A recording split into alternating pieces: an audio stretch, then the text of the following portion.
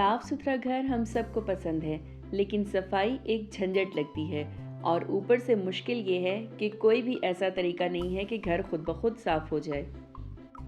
काफ़ी अरसे तक तो मैं यही सर्च करती रहती थी कि घर को कैसे साफ रखा जा सकता है, और फिर आखिरकार मुझे वो तरीका मिल गया, और वो है हमारी आदतें। जी हाँ, जैसे हमारी आदतें होती हैं वैसे ही हम खुद बन जाते हैं, जैसे हमारी आदतें होती हैं वैसा ही इन्वायरमेंट बन जाता है।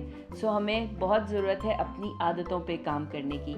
आज की वीडियो में मैं आपके साथ कुछ ऐसी ही हैबिट्स शेयर करना चाहूँगी जो कि आप बिल्कुल बेबी स्टेप्स के साथ स्टार्ट कर सकते हैं, और देखिएगा कि आपका इन्वायरमेंट, आपका घर कितना साफ़ सुथरा होगा।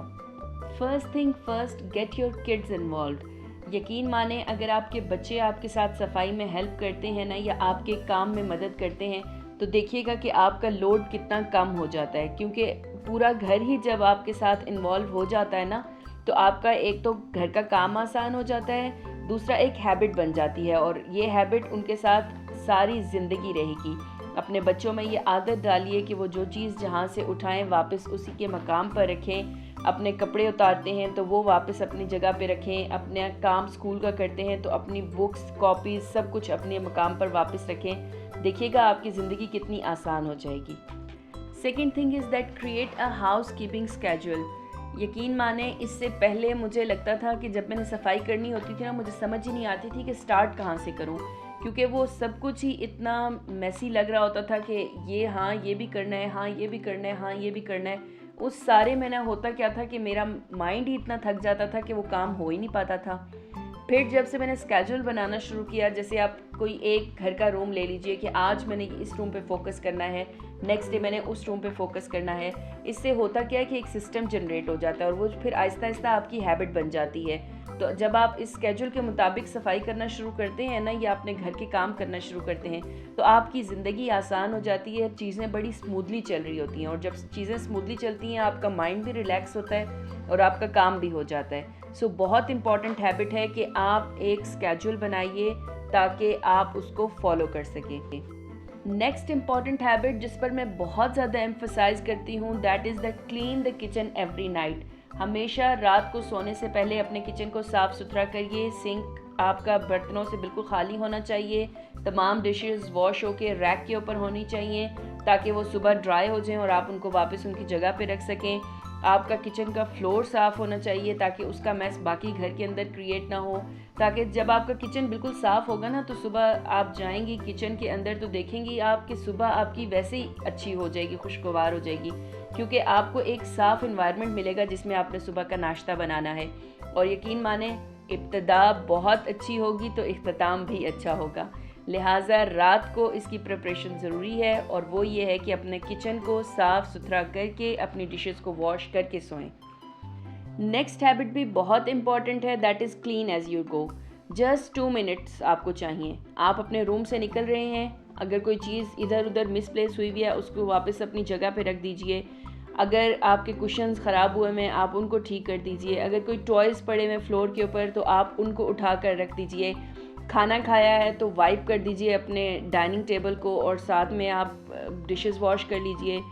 मतलब छोटा छोटा सा आपको करना है, लेकिन द मोमेंट आप अपना रूम छोड़ते हैं या वो जगह छोड़ते हैं तो आप उसको साथ साथ साफ़ करते जाएं। तो देखिएगा आपको एक बिग पाइल मिलेगा ही नहीं आपको साफ़ करने के लिए, तो आपका घर ऑटोमेटिकली क्लीन हो जाएगा। और यही हैबिट आप अपने बच्चों में भी ट्रांसफ़र करें और उनको बोलिए that clean as you go. Next thing is that create a good system for papers.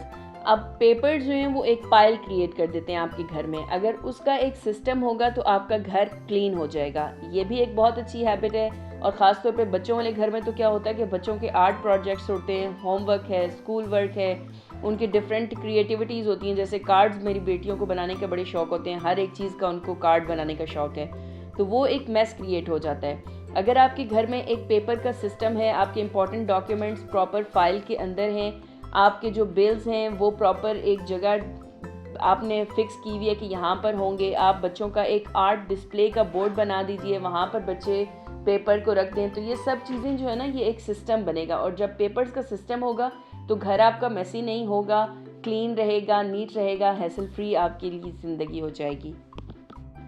एक और हैबिट जो कि वेरी इंपॉर्टेंट, और अब तो सर्दियां आ रही हैं, कोट्स निकल आए हैं, जैकेट्स निकल आए हैं, अगर आप अपने घर के अंदर ये हैबिट डाल देते हैं, अपने अंदर डाल देते हैं, अपने बच्चों में, अपनी फैमिली में ये हैबिट कर देते हैं कि जो ही वो कोट उतारें, अपनी जैकेट्स उतारें, उनको वो प्रॉपरली हैंग करें। अपने शूज़ जब वो बाहर के, एक तो पहली तो बात ये कि शूज़ बाहर के और घर के सेपरेट होने चाहिए, और जो ही आप बाहर से अंदर आएँ तो अपने शूज़ शू रैक में रखें, बच्चे भी रखें, आप भी रखें, एक हैबिट बनाएं अपने घर की। जब ऐसा होगा तो क्या होगा, एक तो एंट्रेंस के ऊपर मैस नहीं होगा जो कि वैसे ही नेगेटिविटी को अट्रैक्ट करता है।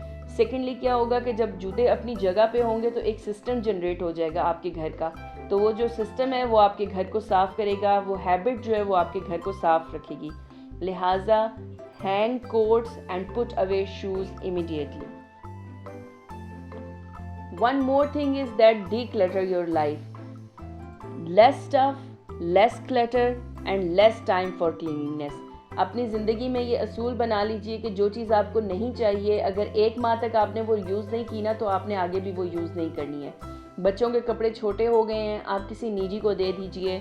आपकी कोई चीज़ ऐसी है जो कि अब आप यूज़ नहीं कर रहे हैं, तो आप वो किसी को दे दीजिए। अगर कोई रिसाइकलिंग के लिए कुछ यूज़ हो सकता है तो वो कर लीजिए, नहीं हो सकता तो उसको डिस्पोज ऑफ कर दीजिए। मतलब अपनी ज़िंदगी को मिनिमाइज़ करिए, जितना स्टफ़ आपका मिनिमाइज़ होगा उतनी आपकी ज़िंदगी आसान हो जाएगी। Last but not the least, let go of perfection. अपने ऊपर बहुत ज़्यादा बर्डन मत डालिए, परफेक्शनिस्ट बनने की कोशिश मत करिए, कुछ भी ज़िंदगी में परफेक्ट नहीं होता है। एक मंत्रा लिखिए, अपने फ्रिज के ऊपर रखिए, अपनी जगहों पे रखाइए, किसी भी जगह पे जहाँ पे आप इसको बार बार पढ़ सकें, ताकि आपको एज अ रिमाइंडर नज़र आता रहे ये motto. Clean enough to be healthy, messy enough to be happy. अपनी ज़िंदगी को आसान बनाइए और खुश रहिए। अपना ख्याल रखिए, अपने चैनल का ख्याल रखिए। मिलते हैं फिर नेक्स्ट व्लॉग में। अल्लाह हाफिज़।